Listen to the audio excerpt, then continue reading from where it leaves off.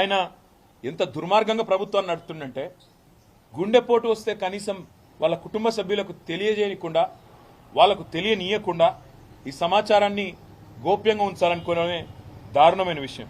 ఇంకా ఘోరం ఏంటంటే అసలు మీరు ఇది చూడండి దయచేసి ఒకసారి బట్టి.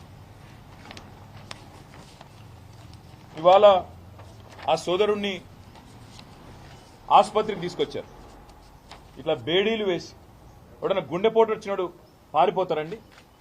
గుండెపోటు వచ్చిన వాళ్ళు వెంటనే జైలు నుంచి దుంకి పారిపోతారా? ఇంత అన్యాయమా?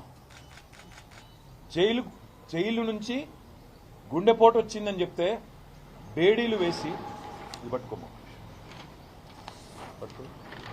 ఇంత అన్యాయంగా, ఇంత అమానవీయంగా, ఇంత సంస్కారహీనంగా, ఇంత చండాలమైన ప్రవర్తన ఈ ప్రభుత్వానికి ఉంది. స్ట్రెచర్ మీద తీసుకురావాల్సిన మనిషిని, అంబులెన్స్లో తీసుకురావాల్సిన మనిషిని ఇవాళ ఒక పోలీస్ బండ్లో తీసుకురావడమే కాకుండా ఇంకా నికృష్టంగా ఈ రకమైన ప్రవర్తన ఏదైతే వీళ్ళు చేస్తా ఉన్నారో ఇది క్షమార్హం కానే కాదు.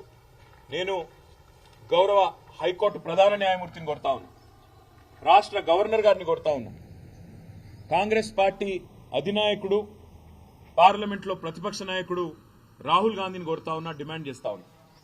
రాహుల్ గాంధీ గారు, మీకు కనీసంగా మానవత్వం అనేది ఉంటే, మీకు కనీసం గుండె ఉంటే, హృదయం అనేది ఉంటే వెంటనే ప్రభుత్వానికి ఆదేశం ఇవ్వండి. మీ ముఖ్యమంత్రిని మందలించండి. ఆయనేమో జైపూర్లో విందులు వినోదాల్లో అక్కడ హ్యాపీగా ఉన్నాడు, విందులు వినోదాలు చేసుకుంటూ జల్సాలు చేస్తున్నాడు మీ ముఖ్యమంత్రి.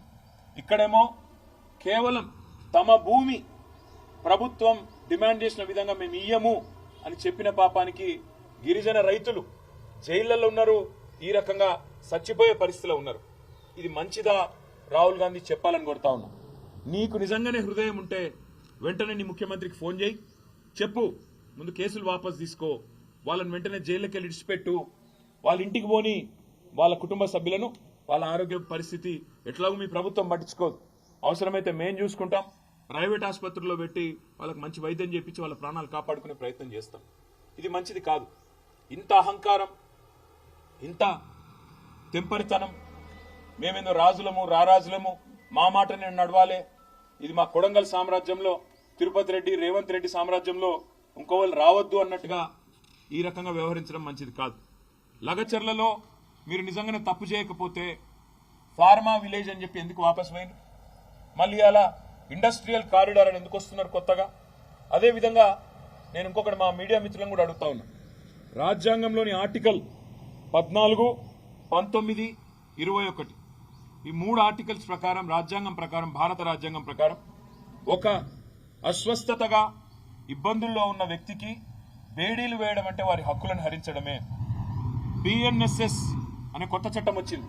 ఆ కొత్త చట్టం ప్రకారం కేవలం తీవ్రవాదులకు మాత్రమే, క్రూరమైన నేరస్తులకు మాత్రమే బేడీలు వేయాలన్న నిబంధనలు ఉన్నాయి తప్ప ఇవాళ రైతు బిడ్డలకు, రైతులకు, గిరిజన రైతులకు బేడీలు వేసిన ఒక అహంకార దుర్మార్గ ముఖ్యమంత్రి రేవంత్ రెడ్డి వైఖరిని ఇవాళ మనందరం కూడా ముక్త కంఠంతో ఖండించాల్సిన అవసరం ఉంది.